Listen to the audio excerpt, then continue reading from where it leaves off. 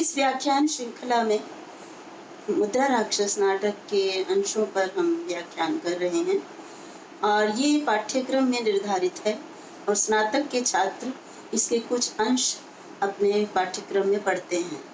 ये प्रसिद्ध नाटककार विशाख दत्त की ये कृति है। ये प्रसिद्ध नाटक है मुद्रा राक्षस और पाठ्यक्रम में पूरा नाटक निर्धारित नहीं है, इसके कुछ अंश निर्धारित हैं। तो इससे पूर्व मैंने नाटक के संबंध में कुछ सामान्य जानकारी आपके सामने दी।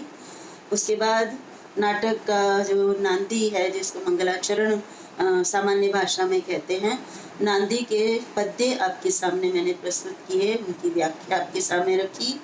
और आज हम उसी श्रृंखला में इस नाटक के सूत्रधार से हम आरंभ करते हैं, क्योंकि नांदी के पश्चात सूत्रधार मंच पर प्रवेश करता है। और सूत्रधार के विषय में मैंने पिछले व्याख्यान में बताया था कि नाटक के जितने भी उपकरण हैं, अर्थात जो भी नाटक के साधन हैं अभिनेता के साथ साथ, वो सभी नाटक के साधनों को जो उनका प्रबंधन करता है वो सूत्रधार होता है। तो नांदी के पश्चात मंच पर सूत्रधार का प्रवेश होता है और सूत्रधार मंच पर आकर नाटक का आरंभ करता है और नाटक का परिचय देता है। और परिचय देते हुए वो सभा में उपस्थित नाटक देखने आए हुए दर्शकों की प्रशंसा करता है, क्योंकि ये परंपरा है कि जब भी कोई संगीत नाटक या किसी प्रकार का भी कार्यक्रम होता है तो उसमें आए हुए दर्शकों का सम्मान बहुत आवश्यक होता है। तो इस नाटक को देखने के लिए भी सभा मंडप में विद्वान लोग उपस्थित हुए, तो इसलिए सूत्रधार ने सबसे पहले उनकी प्रशंसा की। और भास ने भी अपने नाटक स्वप्नवास दत्तम में यही कहा है कि अभिनय इत्यादि करने वाले जो हैं वो बहुत होते हैं, मिल जाते हैं, परंतु उनके विज्ञाता अर्थात उनकी परख करने वाले, उनकी प्रशंसा करने वाले बहुत ही मुश्किल से उपलब्ध होते हैं। तो इसी परंपरा के अनुसार सूत्रधार भी मंच पर आकर नाटक की सूचना देने के बाद जो सभा में उपस्थित जो विद्वज्जन हैं, जो इस नाटक को देखने आए हैं, उनकी प्रशंसा करता है और प्रशंसा करते हुए कहता है कि ये जो सभा है इसमें बहुत अधिक विद्वान लोग उपस्थित हैं, इसलिए यहाँ पर इस नाटक का मंचन करते हुए मुझे बहुत ही हर्ष हो रहा है। और इसी बात को वो पद्य के माध्यम से बताता है, उदाहरण देकर, जो पद्य मैं आपके सामने उपस्थित करती हूँ। और वो पद्य है, चीयते बालिशस्यापि सत्क्षेत्र पतिता कृषि न शाले स्तंभ करिता वक्तुर्गुणम अपेक्षते। तो यहाँ पर वो दर्शकों की प्रशंसा करते हुए ये श्लोक कहता है सूत्रधार। और ये इस श्लोक का सबसे पहले हम अर्थ देखेंगे और वो अर्थ है बालिशस्य अपि। बालिश शब्द वैसे मूर्ख के लिए प्रयुक्त होता है, परंतु यहाँ पर जो संदर्भ है उसमें मूर्ख से कार्य नहीं चलता, तो इसलिए मूर्ख का अर्थ है अज्ञ अर्थात अज्ञानी, जिसको कि ज्ञान नहीं है। और किस संदर्भ में, अभी आप अनुवाद के द्वारा इसको आपको आगे समझ में आएगा। तो अज्ञानी का भी सत्क्षेत्र पतिता, सत्क्षेत्र, सत्क्षेत्र में अच्छे, और अच्छे का सत्क्षेत्र में अच्छे खेत में।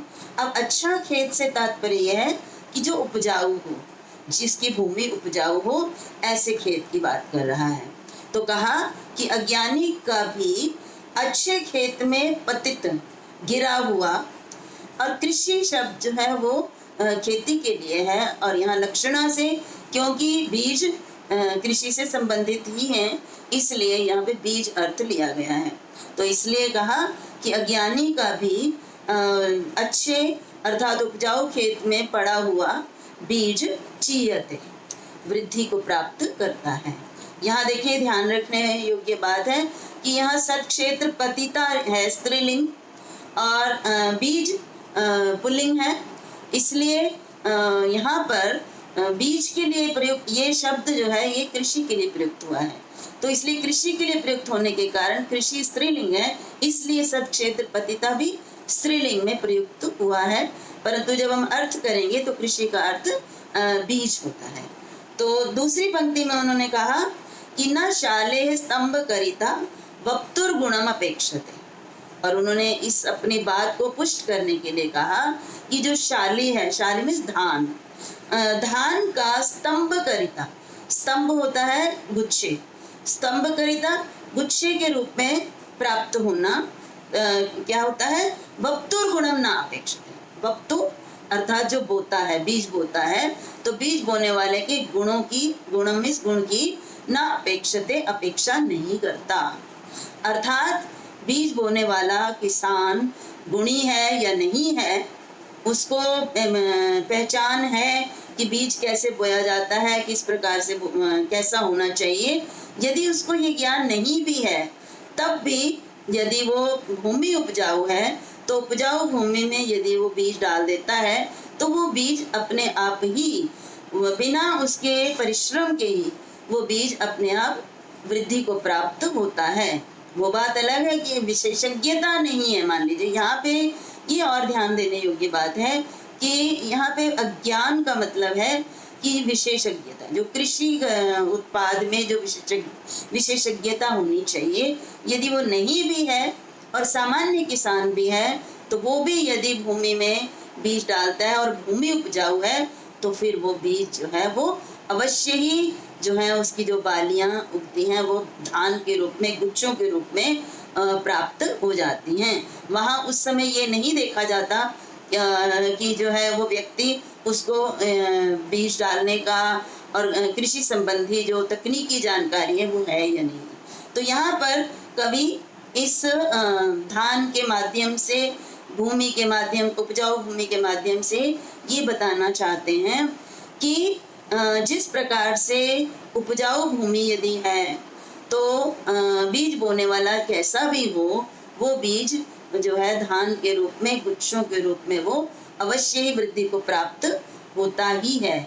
इसी प्रकार से सूत्रधार कहते हैं कि यदि नाटक को देखने वाले गुणी हैं, ये नाटक को देखने वाले क्या हैं, भूमि के समान हैं, उपजाऊ भूमि के समान, और उपजाऊ भूमि में डालेगा बीज क्या है कि नाटक का मंचन। तो इस सभासद के सामने जो नाटक का मंचन किया जा रहा है, वो चाहे मंचन करने वाले, अभिनय करने वाले बहुत ही जो है वो कुशल ना भी हो, उनकी अभिनय की कुशलता ना भी हो, परंतु फिर भी वो जो है नाटक जो है वो देखने वालों को अवश्य ही आनंदित करेगा, क्योंकि इसमें देखिए नाटक की प्रशंसा भी है और दर्शकों की प्रशंसा भी है।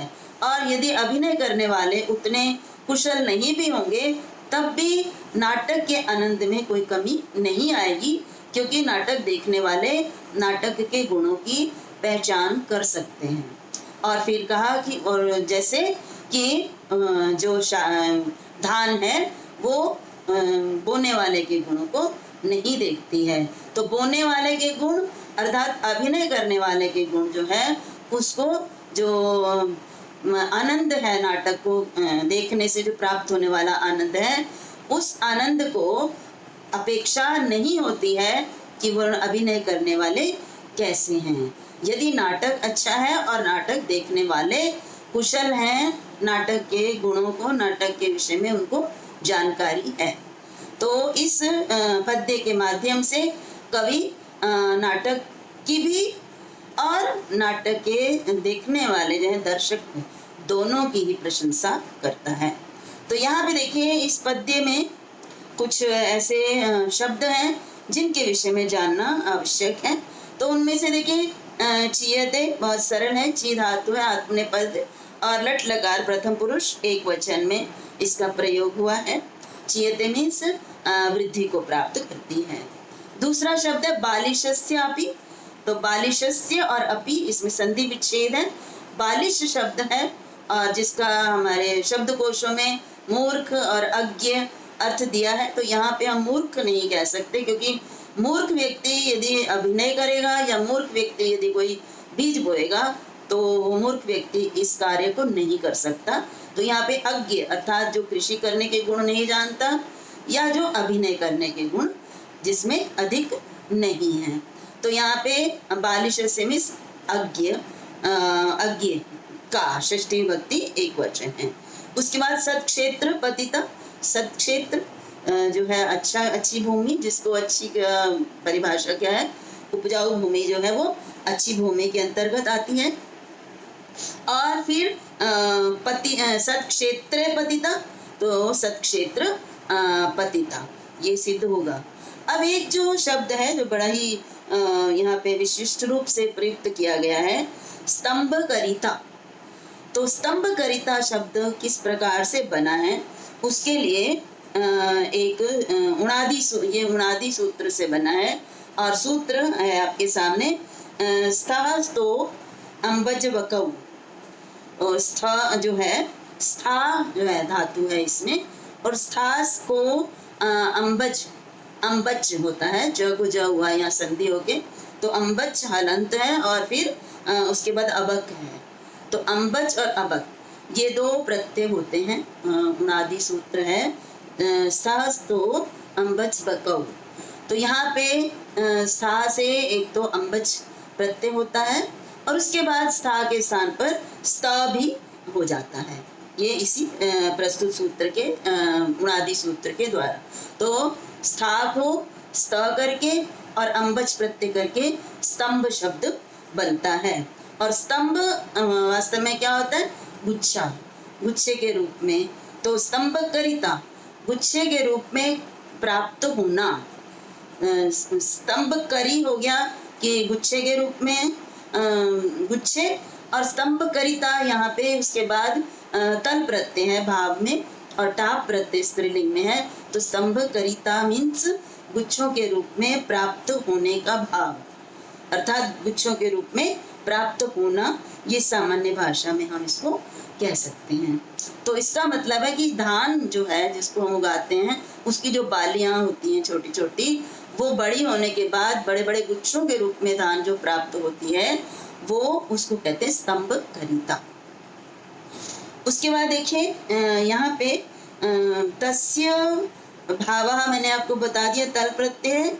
और यहाँ पे देखिए स्तंभ करिता जो है, ये स्तंभ करी जो है, इसमें प्रत्यय कौन सा है, स्तंभ, तो हमने आपको बता दिया, स्तंभ में स्था धातु है, उसके स्था के स्थान पर स्त होता है, और साथ में अम्बज प्रत्ययों के स्तंभ बनता है। स्तंभ करी कैसे बनता है, तो स्तंभ शब्द और उसके बाद क्री धातु से इन प्रत्यय लगकर स्तंभ करी बनता है। और वो सूत्र है स्तंभ शक्रितोर, स्तंभ शक्रितोर इन प्रत्यय लगता है। तो स्तंभ प्लस क्री धातु से इन प्रत्यय लग के और करी बनता है। क्री को री को गुण हो जाता है, सार्व धातु का धातु के उसे, तो करी बनता है। दूसरा यहाँ पे और है कि स्तंभ एक वार्तिक है कि किस अर्थ में होता है ये स्तंभ करी, तो व्रीहि वत्सयोरिति वक्तव्यम। वार्तिक के अनुसार ये जो प्रत्यय है, इन प्रत्यय, ये व्रीहि, व्रीहि मीन्स धान, धान और वत्स के अर्थ में। तो धान के अर्थ में जो है ये प्रत्यय होता है इन प्रत्यय, और स्तंभ से होता है, और शकृत से होता है ये वत्स अर्थ में। ये इस वार्तिक से हमें प्राप्त हो रहा है कि व्रीहि और शकृत, व्रीहि और वत्स, इन दो अर्थों में स्तंभ और शकृत शब्दों से इन प्रत्यय होता है क्रमशः। तो इस प्रकार से हमने ये देखा कि स्तंभ करिता, उसके बाद तल और टाप प्रत्यय करके ये हमारे सामने निष्पन्न होता है। इस श्लोक में अलंकार की बात करें तो इसमें अर्थांतर न्यास अलंकार है, और अर्थांतर न्यास अलंकार का लक्षण है सामान्यम व विशेषो व यत् तदन्येन समर्थ्यते यत्तु सोऽर्थांतर न्यासः साधर्म्येण एतरेण वा। तो यहाँ पे सामान्य का विशेष से समर्थन किया गया है, या यूँ कहें कि पूर्वार्ध का उत्तरार्ध से समर्थन किया गया है, इसलिए यहाँ पे अर्थांतर न्यास अलंकार है। और छंद की बात करें तो इसमें अनुष्टुप छंद है, और अनुष्टुप छंद का दूसरा नाम श्लोक भी है। तो अनुष्टुप छंद या श्लोक छंद का लक्षण है श्लोके षष्ठम गुरुर्ज्ञेयम सर्वत्र लघु पंचमम द्विचतुष्पादयोर ह्रस्वम सप्तमम दीर्घम अन्ययोः। तो यहाँ पे देखिए इसमें पहले और तीसरे चरण में और दूसरे और चौथे चरण में जो उनका क्रम होता है ह्रस्व दीर्घ का, वो उसके अनुसार यहाँ पे छंद जो है अनुष्टुप या श्लोक छंद होता है। तो यहाँ पे अनुष्टुप छंद में क्या है कि षष्ठम गुरुर ज्ञेयम, जो छठा जो वर्ण होता है वो गुरु होता है, और सर्वत्र लघु पंचम, और सभी चारों जो है चरणों में जो पांचवा है वो लघु होता है, पंचम वर्ण लघु होता है और छठा गुरु होता है। ये चारों पादों की बात करें, चारों चरणों की बात करें श्लोक के। और नीचे कहा द्विचतुष्पादे और ह्रस्वम सप्तम। अब सप्तम जो है, सप्तम वर्ण, वो दूसरे और चौथे पाद में ह्रस्व होता है, और बाकी जो बचा पहला और तीसरा तो उसमें दीर्घम अन्ययो, और उनमें जो सप्तम होता है वो दीर्घ होता है। तो इस प्रकार से यदि वर्णों का क्रम होगा तो वो अनुष्टुप छंद होता है, या उसको श्लोक छंद भी कहते हैं, और इस पद्य में श्लोक या अनुष्टुप छंद का प्रयोग हुआ है। तो इस प्रकार से प्रशंसा करने के बाद सूत्रधार को ये अब देखिए यहाँ ये समस्या यह है कि गद्य भाग जो है वो पाठ्यक्रम में नहीं है, और गद्य भाग को जब तक हम समझते नहीं हैं या उसके विषय में अगर बात नहीं करते हैं तब तक हम उसके लिए हम उसको व्याख्या नहीं कर सकते अपने श्लोक की, पद्य की। तो इसलिए मैं बीच में आपको श्लोक के बाद दूसरा श्लोक जब आता है तो बीच की बात मैं बड़े संक्षेप से आपको जो बताऊंगी वही आपका प्रसंग या संदर्भ में उसका प्रयोग आप कर सकते हैं। तो यहाँ पे देखिए जो पद्य 4 है, ये जो है सूत्रधार वो अपनी पत्नी को जाकर अपने घर जाता है और अपनी पत्नी को बुलाने के लिए जाता है। तो जैसे ही वो घर जाने के लिए अपने घर के पास पहुंचता है, घर के बाहर, तो उसे अपने घर में एक प्रकार का जो है उत्सव जैसा प्रतीत होता है, और फिर वो बड़े ही ध्यान से देखकर कहता है कि आज क्या बात है कि ये उत्सव की तरह क्यों प्रतीत हो रहा है। तो वो उसी का वर्णन है, उसके घर में किस प्रकार का वातावरण है, तो उसका वर्णन प्रस्तुत श्लोक में किया और कहा बहती जलम यम पिनष्टि गंधान यम उद्ग्रथते सजो विचित्राः मुस्लम यम च पातकाले मुहुर अनुयाति कलेन हुंकृतेन। तो यहाँ पे बताया कि क्या क्या उनके घर में हो रहा है, जिसको देख के सूत्रधार को ये लगा कि उसके घर में ये उत्सव जैसा क्यों लग रहा है। तो उत्सव में जिस प्रकार का वातावरण होता है, ये विशेष रूप से ग्रामीण जो हैं स्थान, उनमें किस प्रकार उत्सव में तैयारियां होती हैं, उसका यहाँ पे हमें स्वाभाविक चित्रण जो है वो दिखाई दे रहा है। तो कवि कहता है कि उसके घर में स्त्रियां जो है वो कुछ कार्य कर रही हैं। वो क्या कर रही हैं, तो वो उनकी तरफ निर्देश करके कहता है कि इयम जलम वहती, इयम यह स्त्री जलम वहती पानी ला रही है। उसके बाद पिनष्टि गंधानियम, इयम गंधान पिनष्टि, गंध में सुगंधित द्रव्यों को पिनष्टि में पीस रही है। उसके बाद है कि इयम उद्ग्रथते स्रजो विचित्राः, और ये विचित्रा में विविध प्रकार के स्रज मीन्स मालाओं को उद्ग्रथते गूंथ रही है। और उसके बाद कहा कि च इयम, और यह है पातकाले, पातकाले मीन्स गिरने के समय, हुंकृतेन कलेन, हुंकार की आवाज से मुसलम अनुयाति, मुसलम मुसल का मुहुः बार बार अनुयाति अनुकरण कर रही है।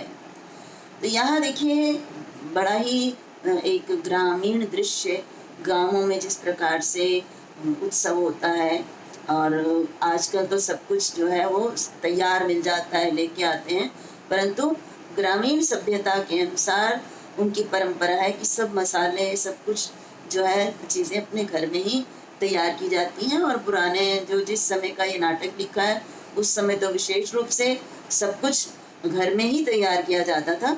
तो उसमें अब स्त्रियां जो हैं वो कुछ कार्यों में लगी हुई हैं, और एक स्त्री जल भर के ला रही है, दूसरी स्त्री जो है वो सुगंधित द्रव्यों को पीस रही है, और एक स्त्री जो है वो मालाएं भी गूंथ रही है।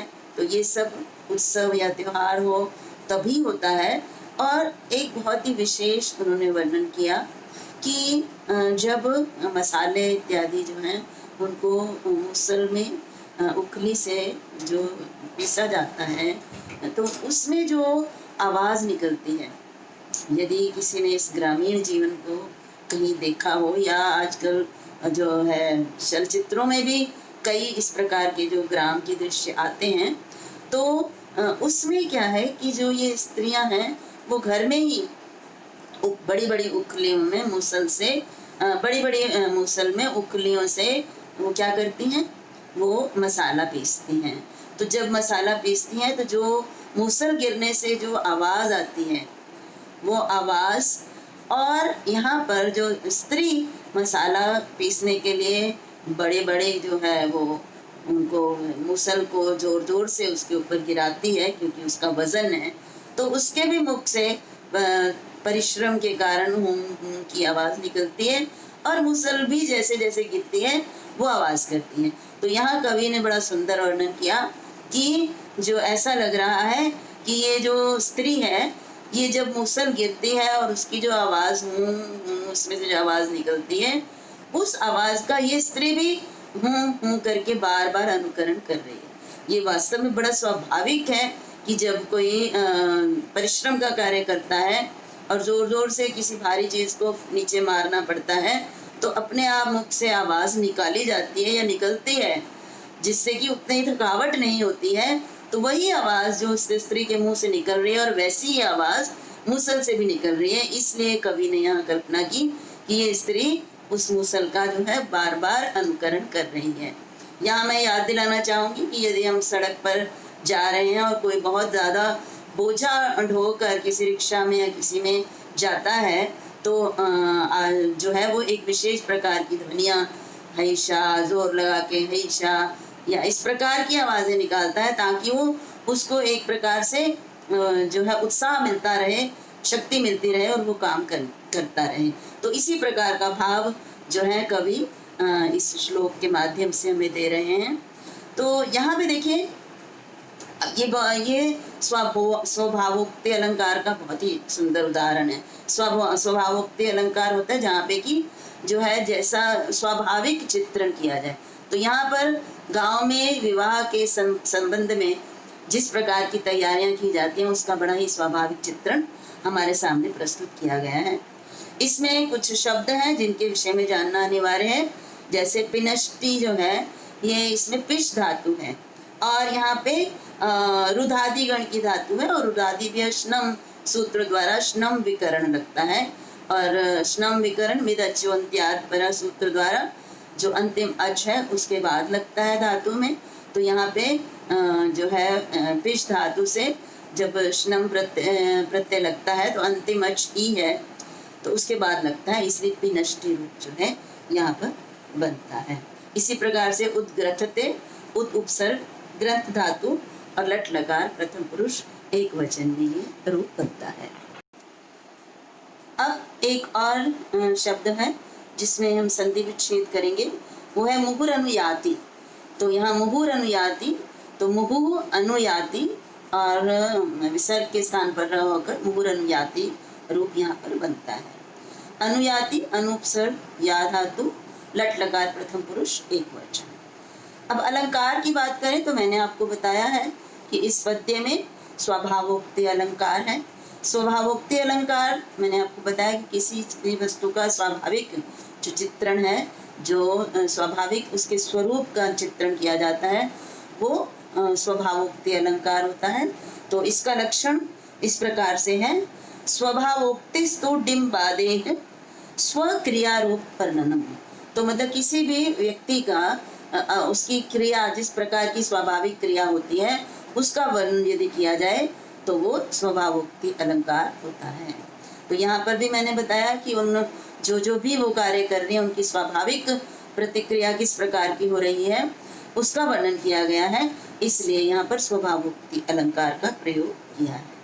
अब यहाँ पे छंद की बात करें तो यहाँ पे पुष्पिताग्रा छंद का प्रयोग किया गया है। और पुष्पिताग्रा छंद में पहले और तीसरे पाद में और दूसरे और चौथे पाद में जो गणों का क्रम है, वर्णों का क्रम, वो भिन्न होता है। तो वो मैं आपके सामने उसका लक्षण प्रस्तुत करती हूँ, और वो है अयुजी नयुग रेफतो यकारो, युजी च नजौ जरगाश्च पुष्पिताग्रा। तो पुष्पिताग्रा छंद का लक्षण है अयुजी। अयुजी मतलब पहला और तीसरा, युजी मतलब 2-4 युग जो होते हैं युग्म, और अयुजी मीन्स पहले और तीसरा। तो पहले और तीसरे पाद में जो क्रम है वो है न युग। न युग मीन्स 2 नगण, नगण का जोड़ा। तो 2 नगण, उसके बाद रेफतो, उसके बाद रेफ अर्थात रगण। तो 2 नगण, 1 रगण, और फिर यकार अर्थात यगण। तो ये है वर्णों का क्रम कि पहले 2 नगण होंगे, उसके बाद रगण, और उसके बाद यकार यगण। तो ये है किसमें, पहले और तीसरे पाद में। अब जो है दूसरे और तीसरे पाद में वर्णों का क्रम किस प्रकार का है। युजी च, युजी दूसरे और चौथे पाद में, नजौ जरगाश्च अर्थात न जौ, न मीन्स नगण और ज मीन्स जगण, और दोनों को द्विवचन में नजौ। तो नगण और जगण, और उसके बाद जरगाश्च, फिर जगण, रगण और गा मीन्स गुरु। तो जरगाह यहाँ पे बहुवचन में प्रयोग करके, और जरगाश्च जो है तो मतलब कि जगण, रगण और गुरु। तो इस प्रकार से ये गणों का क्रम होता है, वर्णों का क्रम।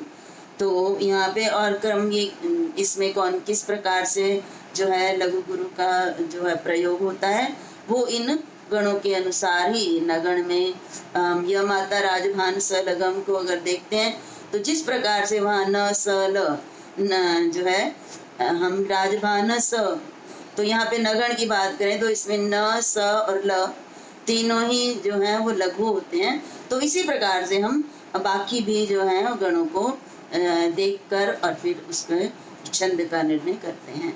तो इस प्रकार से सूत्रधार अपने घर की तरफ जाता है तो घर के बाहर खड़ा होके वो देखकर आश्चर्यचकित हो जाता है कि ये कौन सा उत्सव है जो कि मुझे पता नहीं, और मेरे घर में ये उत्सव चल रहा है। तो इसलिए वो जाता है और आश्चर्यवश कह लीजिए या उत्सुकतावश अपनी पत्नी को बुलाकर पूछना चाहता है कि मेरे घर में ये उत्सव किस प्रकार का है। तो इस प्रकार से आगे के पद्यों में हम ये पढ़ेंगे कि सूत्रधार अपनी पत्नी से क्या पूछता है, और उसकी पत्नी इस प्रकार के घर में उत्सव होने का कारण क्या है वो उसको आगे बताएगी। तो ये हम अगले व्याख्यान में आपके साथ बात करेंगे। तब तक के लिए नमस्कार।